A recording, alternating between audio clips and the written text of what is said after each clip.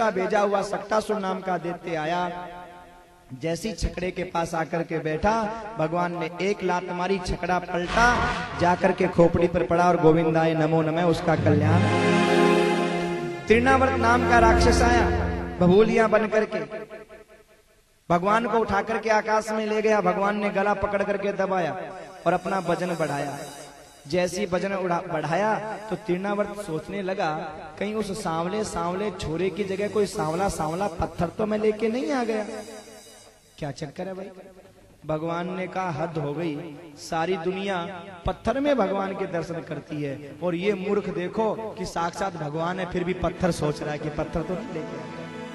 ऐसे पत्थर बुद्धि वाले को तो पत्थर से देकर के मारना चाहिए।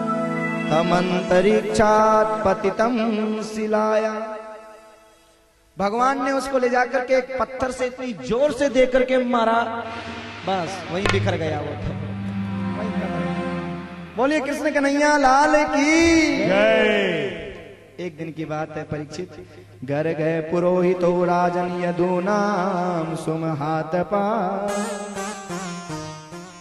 व्रजम जगाम नंदस्य वसुदेव प्रचोदितः। वसुदेव जी महाराज की प्रेरणा से गर्ग जी आए, लाला का नाम पूछा। बाबा बोले हमने तो नाम रखो ही ना अभी तक। अरे इतने बड़े बड़े छोरा है गए, नाम ही ना रखो तुमने अभी तक। अब कहा करें, हमें तो बड़े लगे ना है, छोटे ही लगे। ऐसा करो गर्ग जी आप ही नाम रख दो। गौशाला में नामकरण संस्कार बाबा ने करवाया। उत्सव ज्यादा बड़ा नहीं किया, क्यों? क्योंकि गर्ग जी यदुकुल के पुरोहित हैं और कंस को पता चल जाए कि गर्ग जी नामकरण कर रहे हैं, इसका मतलब ये नंद बाबा का छोरा नहीं, ये तो वसुदेव का ही छोरा है, शक हो जाएगा। इसलिए कोई उत्सव नहीं मनाया, गौशाला में नामकरण संस्कार किया। नाम रखे गए अयम ही रोहिणी पुत्रो रमयन सुहृदो गुणे।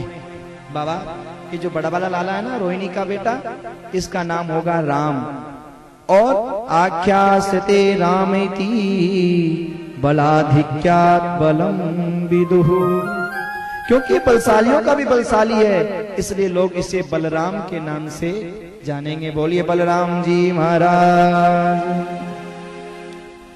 अब जैसे कन्हैया की ओर देखा तो आंखें खुली की खुली रह गई, अंदर की श्वास अंदर बाहर की।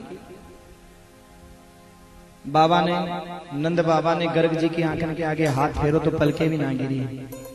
यशोदा मैया सोचने लगी, ऐसो लगे कि बाबा तो गए, अब नामकरण का अंतिम संस्कार करना पड़ेगा इनको। नंद बाबा ने हिलायो जोर से, ओ बाबा, और जैसे हिलायो, हाँ हाँ हाँ, काय की हाँ। बाबा कहाँ चले गए? बोले नाम सोच रहा मैं। ऐसे सोचो जावे कि दूसरे की सोचे ही बंद है जाए। बताओ, न पलकें गिर रही ना सांस चल रही, कहाँ है गयो? बोले पूछो ही मत, जा छोरा को मैं कहा नाम रखूं? क्यों? बहुनी संति नामानि रूपानी सुतस्यते। इसका एक नाम नहीं है बाबा, बहुनी संति नामानि, बहुत नाम है, एक नाम नहीं बहुत नाम। जितने भक्त हैं उतने ही ये भगवान के रूप हैं, मानो ये कहना चाहते हैं। कोई पूछे भगवान कितने हैं? जितने भक्त उतने ही, जिस रूप से भगवान को आप ध्याओगे चाहोगे भगवान उसी रूप में प्रकट हो जाएंगे। सर्वसमर्थ है ना। एक सज्जन बोले आपके हिंदू धर्म में भगवान बहुत है। हमने कहा भाई भगवान तो एक ही है, लेकिन आप ये कह सकते हो कि रूप अनेक है। तो बोले इतने सारे भगवान को मानना बड़ा मुश्किल। हमने कहा इतने सारे कहाँ हैं? इतने सारे भगवान कहाँ हैं?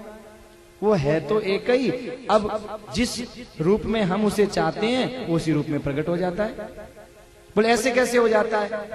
अरे जो सर्व सक्षम है वो कुछ भी बन सकता है। जो सर्व सक्षम परमात्मा है वो कुछ भी बन सकता है। जैसे रूप में अगर नहीं बने तो सर्व सक्षम भगवान कैसा? अगर वैसा रूप नहीं बना पाया तो भगवान कैसा? भगवान माने जो सब कुछ बन सके वही तो भगवान, जो सब कुछ कर सके वो भगवान। सब कुछ बनने में भगवान सक्षम है। इन प्रभु के नाम अनेक हैं। माँ यशोदा बोली मोकू ज्यादा नामन ते मतलब ना है, मोर तो एक अच्छो सो नाम बता दो। तब कहा ये इस समय